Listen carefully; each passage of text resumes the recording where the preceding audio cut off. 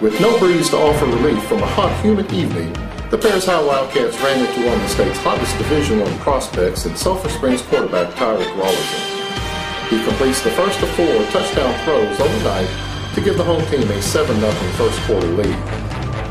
The Sulphur Springs defense brings the heat on Wildcat quarterback Quinn Rawlinson, but Quinn connects on a shuttle throw to Walter Gunn for a first down. That fires up a large group of Paris fans who made the 40-mile trip to watch the game. Rawlinson gives them more reason to cheer when he finds Dominique Mitchell on a 29-yard touchdown throw, but a missed extra point leaves Sulphur Springs in the lead.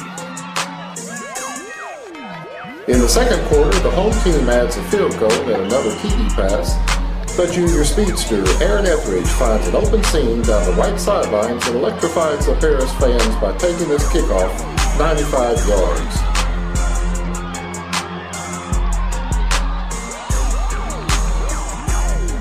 The Cats close the gap to 5 points, but the stifling weather is already starting to show its effects on the P-High defense. Sulphur Springs breaks a long run for another score, then the backbreaker comes in the last 2 minutes of the first half when they break this long punt return and score one play later from 1 yard out.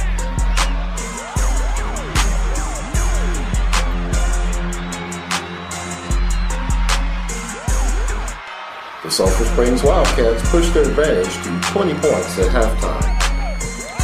The Blazettes certainly nailed the theme for the night with their routine to the tune of Hot, Hot, Hot, accompanied by the Blue Blazes band.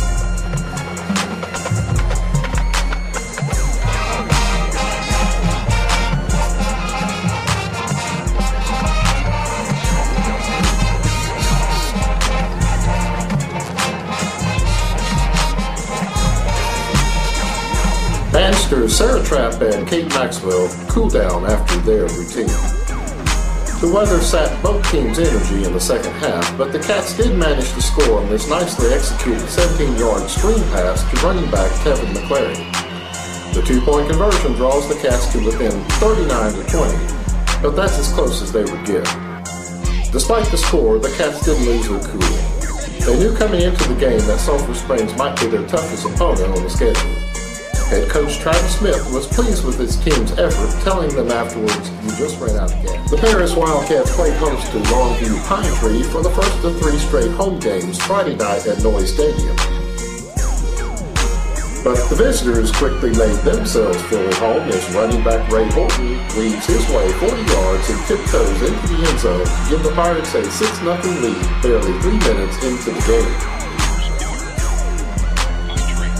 Pine Tree quickly goes back on offense after recovering this cat fumble, and quarterback Tyler Kidds lofts a touchdown strike to Terrence Parkman to make the score 13-0 with the first quarter not even half over. The Cat offense can't get going early. Their best play, in fact, is this block punt, which John Mark Abbey converts into a first down. Maybe that gives the Pirates an idea because they use this fake punt or 4th down to set up a 25-yard field goal to extend their lead to 16-0 in the second quarter. The Paris offense finally gets untracked on an 82-yard drive behind a running attack featuring senior Walter Gunn. He bowls in from a yard out to put the Cats on the scoreboard at 16-6 at halftime. Cat cheerleader Fluffy Hope and manager Kayla Shackelford make for targets in the halftime football toss, benefiting Project Graduation. The cheerleaders get a sugar boost before going back to work. The Cat offense also seems to get a boost from an Aaron Etheridge long TD run, but Paris is called for a hold. The Cat defense comes out of the break and shuts down the Pirates in the third quarter. Quarterback Quinn Rawlinson then rolls left and finds senior Rolo Barr on a 6-yard TD toss as the horn sounds in the third quarter. That's worth not 1 chest bump, but 2. Harper Hunt adds the extra point, and the Cats are within striking range at 16-13. But the Cat fandom barely has time to celebrate before Horton and his Pirate teammates travel 62 yards in 4 plays. DeAndre Wilson scores from 2 yards out, and the Pirates increase their lead to 9. Then disaster strikes. The Cats fail to cover this short kickoff, and the Pirates immediately make them pay with a tricky lateral and pass downfield from Sparkman to a wide-open Horton.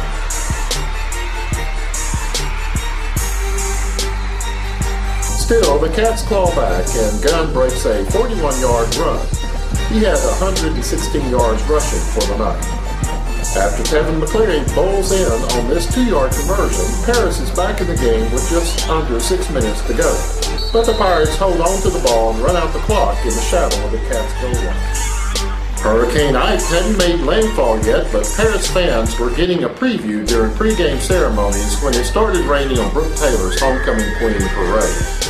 The umbrellas were soon out in force, and the Bluetooth camera temporarily headed for higher ground and missed the Cats' first touchdown. A beautiful 28-yard pass from Quinn Rollerson to Dominic Mitchell at the end of the first quarter. The rain helped contribute to 2 Cat fumbles and 2 blocked punts in the first half, but the defense stepped up and made big plays like this 4th down sack by Sed Hill, who had a monster game. Paris center Michael Clifford went down and briefly out with a leg injury, and on the very next play, the Cats can't control a high snap. The Lions recover at the Cat 27. 3 plays later, the Keyston Williams slipped 3 tackles to score from 19 yards out and tied the game at 7-7 heading into halftime. By now, most of the homecoming crowd, including the band and drill team, had wisely gone home. But this goofy bunch of student bleacher creatures provided the halftime entertainment, braving the elements to let the Cats know they were still there. The Cats, if they followed customary recent scripts, should have found a way to lose in the second half, but maybe something assistant coach Michael Johnson said at a pep rally earlier in the day hit home. Johnson, who was a key member of 2 state championship teams in football and baseball his senior year, told the team the city of Paris had given up on the 1988 Wildcats after they lost their first 3 games. Players, I want you to remember a few things.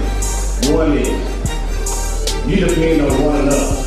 Nobody in the stands, nobody in the streets, nobody else but the coaches and you can do what's supposed to be done on that football field. In the second half, the Cats had 2 big opportunities to score, but another fumble stopped one drive. Then this long completion from Rollerson to Rolo Barr sets up a potential game-winning field goal by Harper Hunt.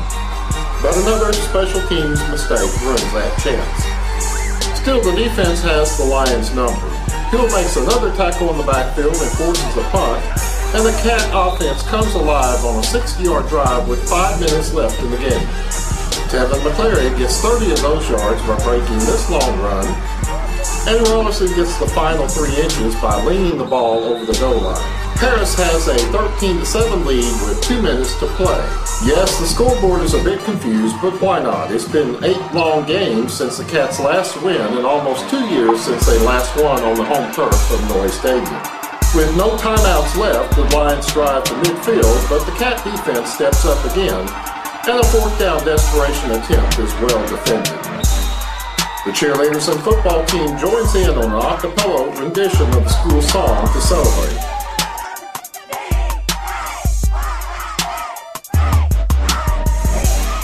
Head coach Travis Smith promises his team that their first win of the year won't be their last. Defense, I'm going to tell you something. You stepped up. I'm going to tell you something. You stepped up. We're going to get that offensive thing rolling. But I'm going to tell you something. And you know it. You've heard it. You're smart football players. Defense wins championships. And I'm going to tell you something right now. That bunch is very athletic. And it was ugly, but you know what it was? It was a win.